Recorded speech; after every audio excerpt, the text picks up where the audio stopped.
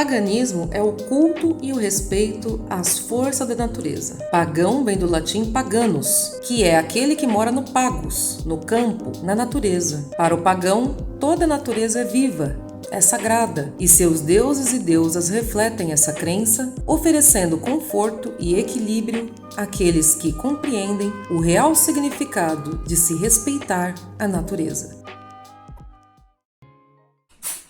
Olá, seja mais uma vez bem-vindo ao canal Algo Além, meu nome é Andréia, muito prazer. Hoje nós vamos falar um pouquinho da Páscoa, eu espero que eu não arruine a infância de ninguém, mas antes de tudo, se inscreve, compartilha, manda pra quem você gosta, pra quem você odeia. Tem aí as nossas outras redes sociais aqui na descrição.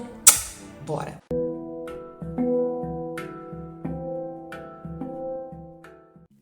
Pois é, gente, hoje a gente vai falar um pouquinho sobre a Páscoa, inclusive Feliz Páscoa pra você, né? Porque querendo ou não, esse vídeo tá sendo lançado no domingo, eu tô gravando no sábado, mas vamos lá. Eu vou fazer uma contextualização histórica, mais uma vez mostrar pra vocês que a Páscoa, ela é totalmente pagã e ela pega alguns elementos do judaísmo também. Eu não acredito no que eu ouvi. Não acredito no que eu ouvi, não pode ser verdade isso que eu escutei agora. Bom, para começo a gente precisa entender o que é o tal do ovo de Páscoa, né? Porque ovos, coelhos, o que isso tem a ver com a Páscoa cristã não tem sentido algum, né? Mas, na verdade, o que ocorreu foi o seguinte. No Egito Antigo, na Mesopotâmia e em até outros impérios muito antes do cristianismo, eles comemoravam a entrada da primavera e acreditavam que os ovos, eles eram um símbolo muito forte de nascimento. Tanto que eles acreditavam que o universo, tudo, foi criado a partir de um ovo primordial. E quando o cristianismo chegou ali na região da Mesopotâmia, né, foi ali pegando todos esses impérios e sincretizando, o que ela fez? Ela colocou então o ovo como um símbolo que estava totalmente representado com a ressurreição de Cristo, onde, querendo ou não, o ovo ele se quebra, fica vazio e nasce, né? Fazendo meio que uma simbologia, uma analogia da ressurreição, quando encontraram o túmulo de Cristo vazio, surgindo então uma vida para salvar a humanidade. Você cria vergonha na sua cara e vai se procurar trabalhar. Inclusive muitos vão comentar aqui, eu imagino, tá, mas na verdade é inspirado numa festa judaica. Sim, os judeus eles comemoram também o equinócio de primavera, onde eles chamam de Pessá. O que acontecia? Como tinha acabado o inverno, então tudo havia sido perdido, eles comemoravam o Pessá como o retorno da primavera, onde eles pegavam suas primeiras colheitas, seus primeiros feitos, suas primeiras cozinhas e faziam um grande banquete para todas as pessoas que pertenciam à mesma religião. Hoje o Pessá ele dura vários dias, né? Mas antigamente ele era apenas na comemoração da primavera e também aproveitavam para comemorar a libertação dos hebreus no Egito. Mas de resto, tá tudo normal.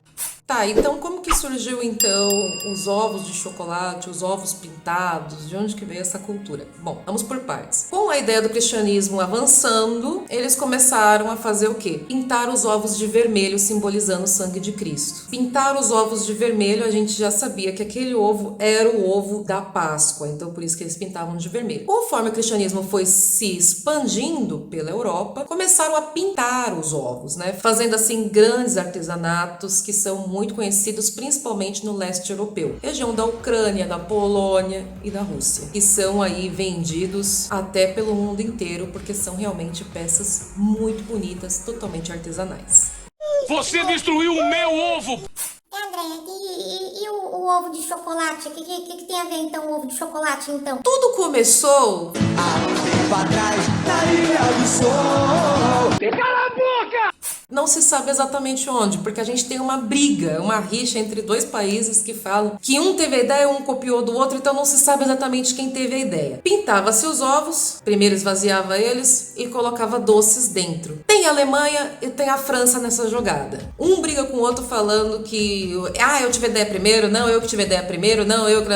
Enfim, os dois brigam até hoje sobre isso, mas o primeiro ovo de chocolate, ele foi feito na Inglaterra. Ele era maciço, ele era colocado dentro de uma concha mesmo, né? Jogava o chocolate, esperava esfriar. Então ele não era oco como se é hoje em dia. Foi uma ideia inglesa fazer um ovo de chocolate. Briga vocês então aí com os ovos enchidos com alguma coisa, que eu vou fazer então um ovo de chocolate aqui. E aí, quando entrou a Revolução Industrial, eles começaram a fazer então os ovos ocos, porque aí eles conseguiam ter maquinário para isso. Então começou aí a produção dos ovos de chocolate ocos, você dava de presente. Tá, mas agora a gente tá com os ovos ocos e vai colocar o que ali dentro? Não sei.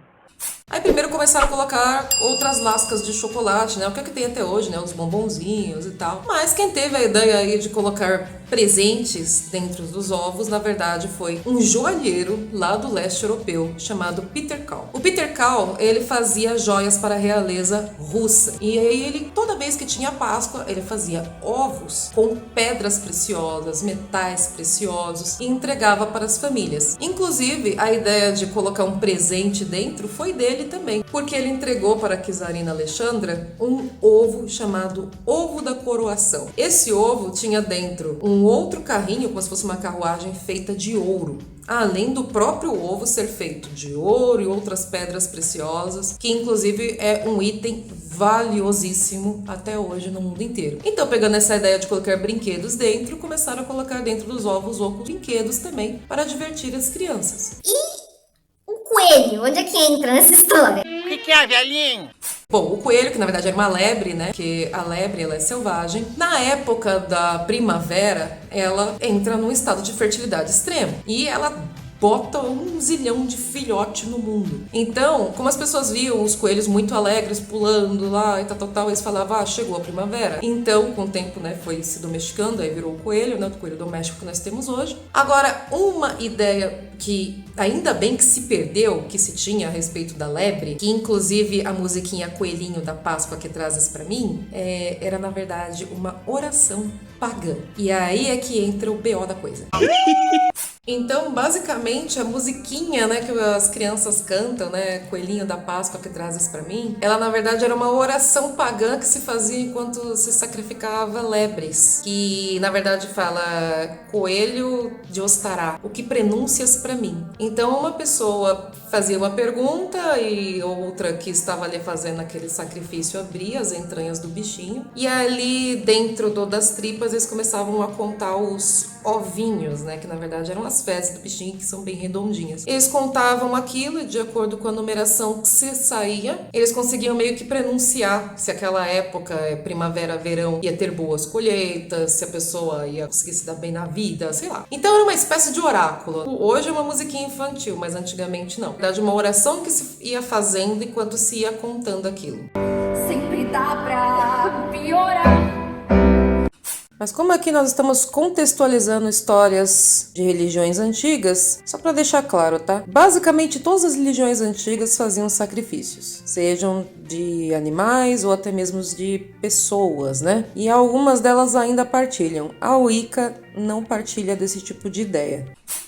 Enfim, gente, o vídeo é sobre isso, tá? A minha ideia não é aí acabar com a religião de ninguém, é só trazer fatos históricos mesmo. Para nós pagãos, não estamos comemorando a Páscoa, tá? Que para nós também recebe outro nome, que é Ostará. E o Ostará, ele é, na verdade, uma comemoração de primavera. Porém, nós estamos no hemisfério sul. Então, para nós, agora, estamos entrando no outono. Não faz sentido comemorarmos algo que não está acontecendo. É que como a Páscoa ela foi trazida de costumes de colônias europeias, então se comemora, aí seja você cristão ou seja não, nesta mesma época. Para cristãos aí mais tradicionais, não se comemora a Páscoa também nessa época, justamente porque eles sabem que tem uma certa origem pagã aí no meio. Porém, a grande maioria está comemorando aí. No entanto, independente da sua religião, se você tem, se você não tem, se você partilha das ideias ou não, uma feliz Páscoa. Se aí fizer um mega de um almoço aí, come bastante, pode ficar na paz. Curte o feriado, entendeu? De qualquer forma, vem com a gente que é sucesso, se inscreva nas redes sociais que eu vou deixar aqui embaixo,